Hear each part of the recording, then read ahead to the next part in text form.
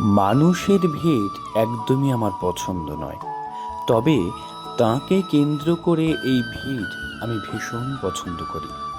কেননা এই ভিড় ভালোবাসার ভিড়।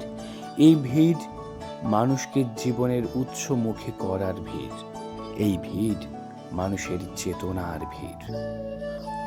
পরম প্রেমময় শ্রী শ্রী ঠাকুর অনুকূলচন্দ্রের শুভ 138তম জন্মবার্ষিকী উপলক্ষে ঐশীতপ মহোৎসব উদযাপন হল বারাকপুরে।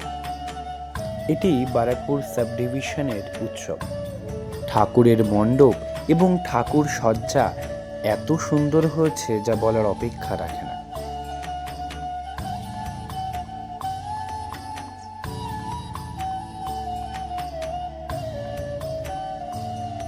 জেলার বিভিন্ন প্রান্ত থেকে আসা এই অসংখ্য ভক্তের ভিড় দেখলে মনে ভক্তির সঞ্চার ঘটে।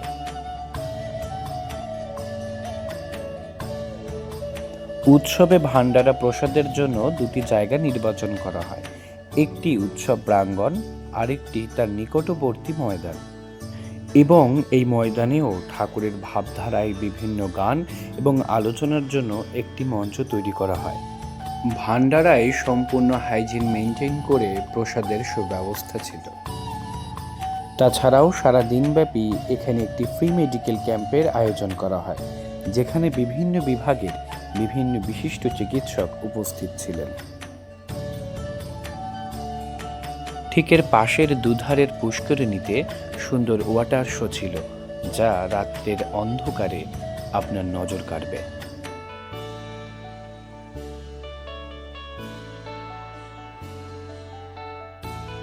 ঠাকুর পরিবারের জন্য এই বিশেষ স্টেজটির আয়োজন।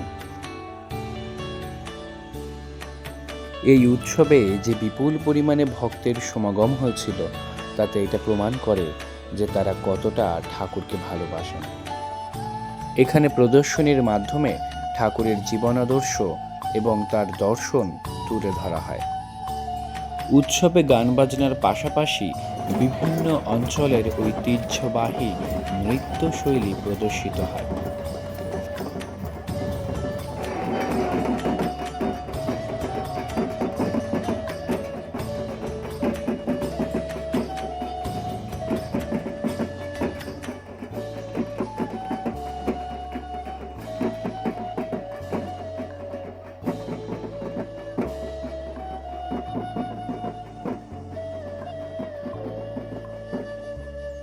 উৎসবের সকালের কল্লবর্ত অর্থাৎ জলযোগে ছিল নানপুরি, ছোলার ডাল আর পকোড়া। এই সাব ডিভিশনের বিভিন্ন মন্দিরের আলাদা আলাদা করে কাউন্টার করা হয়, যেখানে বিভিন্ন কুইজ কন্টেস্ট এবং প্রতিযোগিতামূলক খেলার ব্যবস্থা ছিল, সাথে পুরস্কারও।